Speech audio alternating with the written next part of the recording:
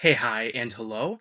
I'm Troy the Art Boy, and today I'm going to be designing yet another unconfirmed experiment from Lilo and Stitch, this series.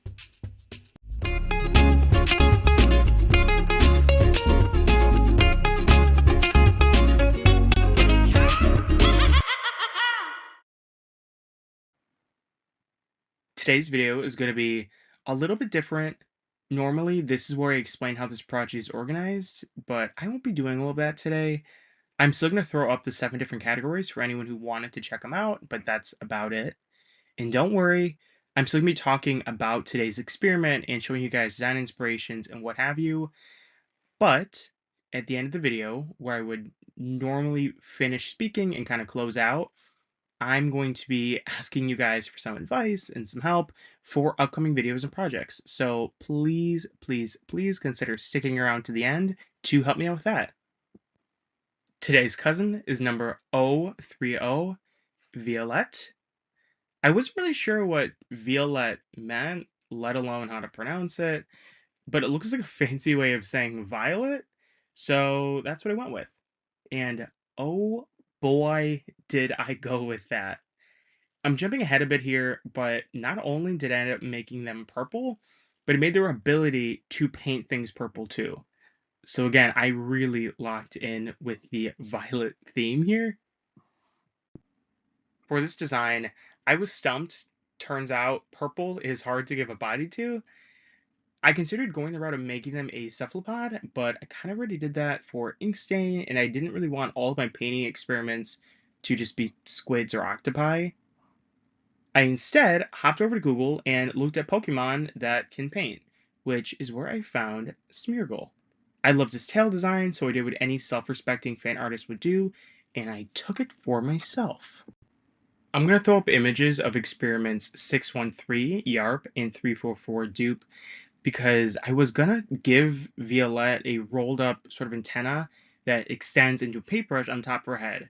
In doing so, I was gonna base her design heavily on both of theirs, which would have been fun, but I decided to do something completely different after I realized that I kind of wanted her to have two antennae instead of just one. From one of them, she would shoot paint, and through the other, she would use a brush. She was originally going to just drag her antenna on the floor too, but it seemed more fun to keep them wrapped up around her ears instead. As a reference, I used the one and only Princess Leia.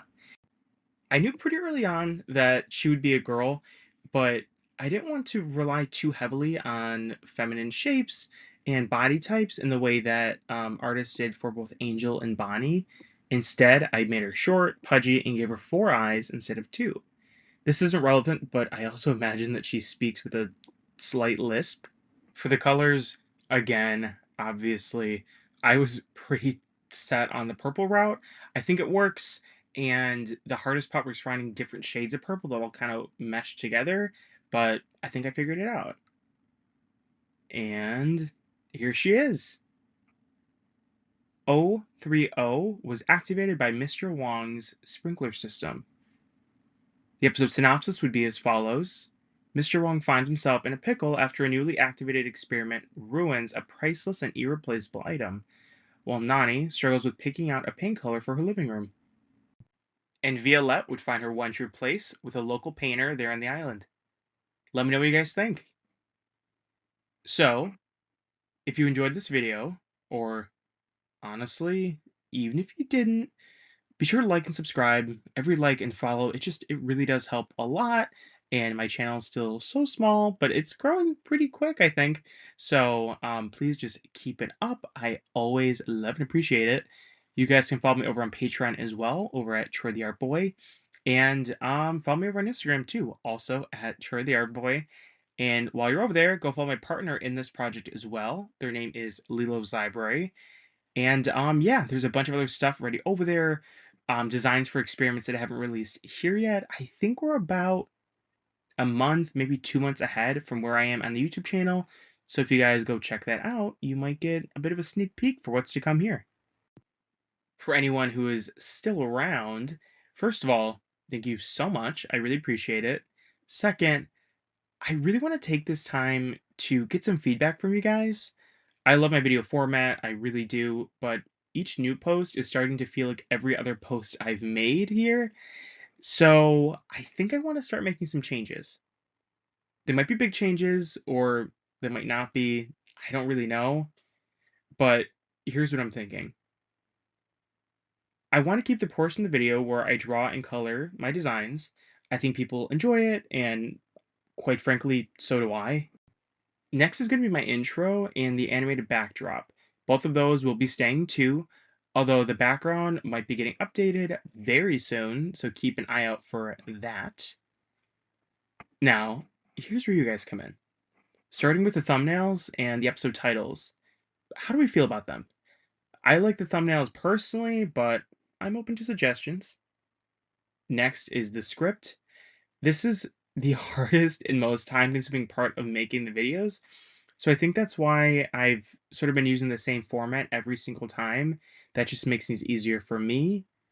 With that being said, if there is anything else you guys would want me to add, um, please let me know. Any information you'd like to know about the design process, anything, or maybe there's something you could do without, quite frankly.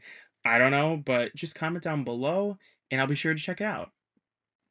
Up next are the animations you might see running around throughout the video.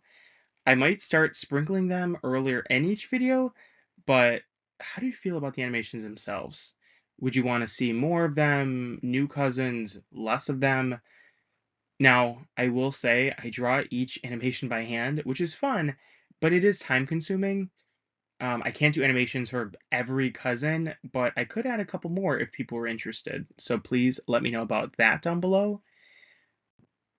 So let's jump down to the end of my videos now and talk about where I shout out other artists. What are your thoughts on that? I love bringing attention to the other artists, but I'd love to hear what you guys all think about it. Also, if I do keep doing it, should I be shouting out other creators in addition to the one that I usually talk about? If so, I think it might be both fun and useful to have you guys comment on each video shouting out fan artists and specific designs for me to include in the upcoming video.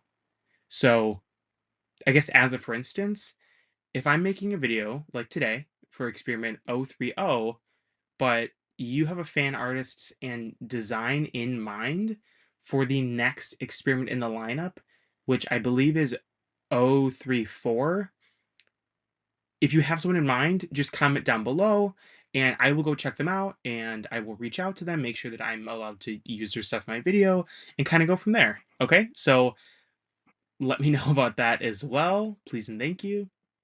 Those are all the specific categories I have for you guys. But if you think of anything that I didn't mention, please comment about it down below. And for the people who maybe don't want to comment or don't have anything specific to say, please consider reading some of the things other people comment and just liking them if you agree. That will really help me out to kind of figure out where people are on any given topic.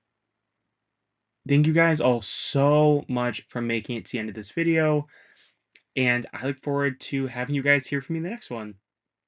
Bye.